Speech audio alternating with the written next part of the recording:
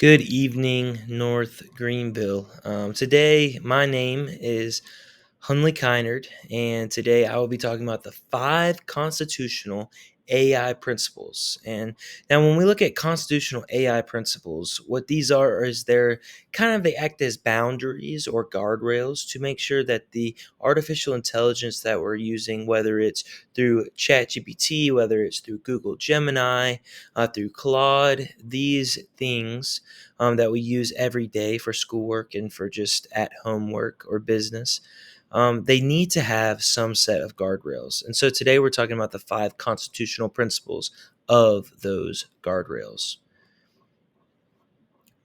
So, what is constitutional AI? We have to understand what it is before we can talk about the principles of it.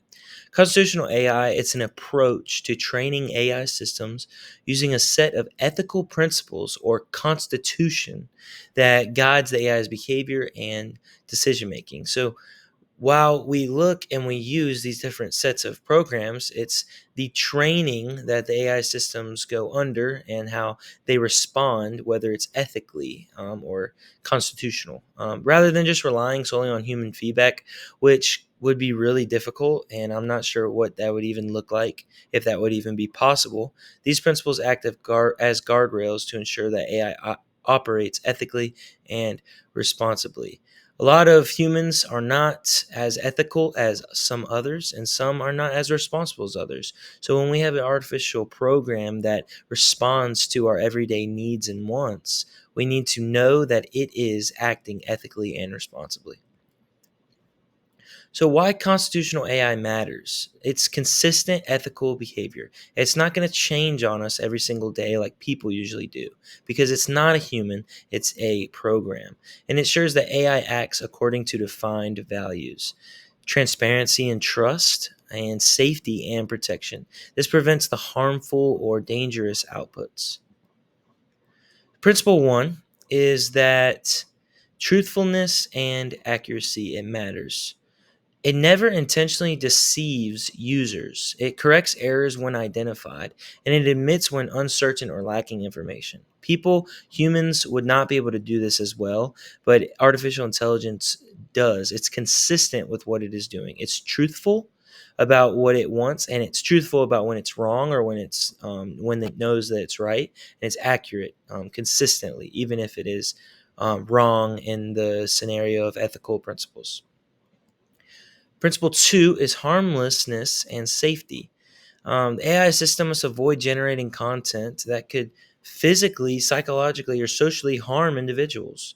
The refuses requests for harmful information. This is so important because many people will try to use artificial intelligence for their own beneficial gain, and this could look very unethical, whether it's for trying to steal or go against what the law says. This is very important for artificial intelligence because it's consistent and it keeps itself harmless and it keeps us safe.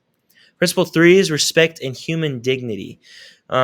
It says in Claude, quoted this, it says the AI system must treat all users with respect regardless of their background, identity, or beliefs.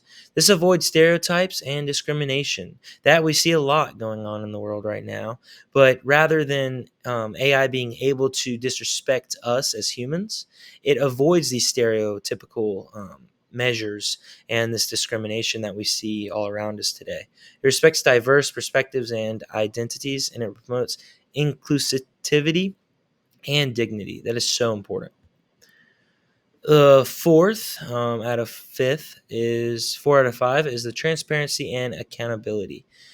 It's honest about being an AI system and explains reasoning when appropriate, and it clarifies capabilities and limitations. It's very transparent, and we see that all the time. I see it every single day when I use ChatGPT. Mostly, that is my default browser that I usually use.